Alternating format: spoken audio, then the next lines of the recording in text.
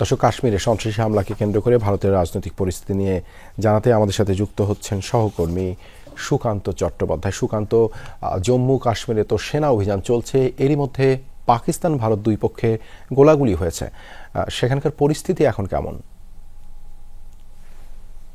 দেখুন, যেটা ভারতের হচ্ছে জম্মু কাশ্মীর অধিকৃত, যে ভারত অধিকৃত, যে সেখানে কিন্তু যথেষ্ট উত্তেজনা রয়েছে এবং একটা চারিদিকে একটা যুদ্ধের সাজো সাজো রব কিন্তু ইতিমধ্যেই গোটা জম্মু এবং কাশ্মীর জুড়ে দেখা গিয়েছে। ইতিমধ্যেই ভারত সরকার, প্রতিরক্ষা দপ্তর, তারা কিন্তু প্রচুর সেনা সেখানে মোতায়েন করেছে। শুধু তাই না, যুদ্ধের সমস্ত সরঞ্জাম সেখানে আরো অতিরিক্ত ভাবে কিন্তু মজুত করছেন। ইতিমধ্যেই যে যারা নিহত হয়েছেন তাদের যে শবদেহ, সেটা কিন্তু তাদের বাড়িতে তাদের নিকট আত্মীয়দের কাছে পৌঁছে দেওয়ার ব্যবস্থা করা হয়েছে শেষকৃত্যের জন্য। পাশাপাশি যারা আটকে পড়ে রয়েছেন, শুধু ভারতীয় নয়, অন্য দেশের যারা বিদেশি পর্যটক, তাদেরও কিন্তু বায়ুসেনার বিশেষ বিমানে তাদের কিন্তু তাদের গন্তব্যস্থলে পৌঁছে দেওয়া ব্যবস্থা করেছে ভারত সরকার। বাকি যে জঙ্গি যারা সন্ত্রাসী যারা এই হামলা ঘটিয়েছে বা তাদের সাথে যুক্ত, তাদের গ্রেপ্তারের জন্য কিন্তু জোর তল্লাশি চলছে গোটা জম্মু কাশ্মীর জুড়ে। সমস্ত সীমান্ত, অর্থাৎ যেখান থেকে বর্ডার আউটপোস্ট, সেগুলো সিল করে দেওয়া হয়েছে অনির্দিষ্টকালের জন্য। পাশাপাশি সেনাবাহিনীকে 24 ঘন্টার জন্য কিন্তু প্রস্তুত থাকতে বলা হয়েছে।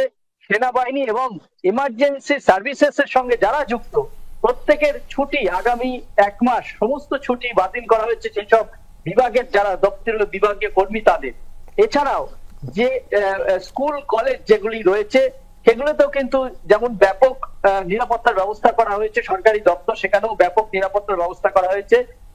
পাশাপাশি আরেকটি বিষয়, শুধু জম্মু কাশ্মীর নয়, জম্মু কাশ্মীরের ঘটনা শিক্ষা নিয়ে গোটা ভারতবর্ষের যেখানে যেখানে পর্যটন কেন্দ্র রয়েছে, সেখানে সেখানে কিন্তু সেই সব রাজ্যের সরকার ব্যাপক নিরাপত্তার ব্যবস্থা করেছে, যাতে আর এই ধরনের ঘটনা না ঘটে, আর এই ধরনের কোন জীবনহানির ঘটনা না ঘটাতে পারে সন্ত্রাসীরা। সুকান্ত, নিহতদের মধ্যে তো পশ্চিমবঙ্গের বাসিন্দাও রয়েছেন। হামলা নিয়ে কঠোর বার্তা দিয়েছেন সেখানকার বিজেপি নেতারা। বড় কোনো কর্মসূচি কি আসতে পারে? আরেকবার প্রশ্নটা যদি বলেন। না, আমি বলছিলাম যে আপনি তো পশ্চিমবঙ্গে রয়েছেন, তো যারা যারা নিহত হয়েছেন তাদের মধ্যে পশ্চিমবঙ্গের মানুষও রয়েছে তো, এবং এই বিষয়ে হামলা নিয়ে কঠোর বার্তাও দিয়েছেন সেখানকার বিজেপি নেতারা। বড় কোনো কর্মসূচি কি আসতে পারে? দেখুন, বড় কর্মসূচি বলতে রাজ্য ভিত্তিক যে প্রতিবাদ কর্মসূচি, মোমবাতি মিছিল, পাকিস্তানের পতাকা পোড়ানো, এগুলো যেমন চলছে। পাশাপাশি যে ভারত সরকারের তরফ থেকে কোনো যুদ্ধের ইঙ্গিত, অর্থাৎ সামরিক হানার এখনো পর্যন্ত কিন্তু কোনো ঘোষণা দেয়নি ভারত সরকার, কিন্তু সামরিক যে হানা তার বা যুদ্ধের যে একটা পরিস্থিতি, তার জন্য কিন্তু সমস্ত প্রস্তুতি কিন্তু ভারত নিয়ে রেখেছে। ইতিমধ্যেই যে 72 ঘন্টা প্রায় হতে চললো, যে তিন সীমান্তে কিন্তু দুই দেশের সেনাবাহিনীর মধ্যে গুলি বিনিময় চলছে। সেখানে যে সীমান্তবর্তী যে গ্রাম, সেখান থেকে কিন্তু যারা গ্রামবাসী তাদের নিরাপদ জায়গায় সরিয়ে আনছে সেনাবাহিনীর লোকেরা।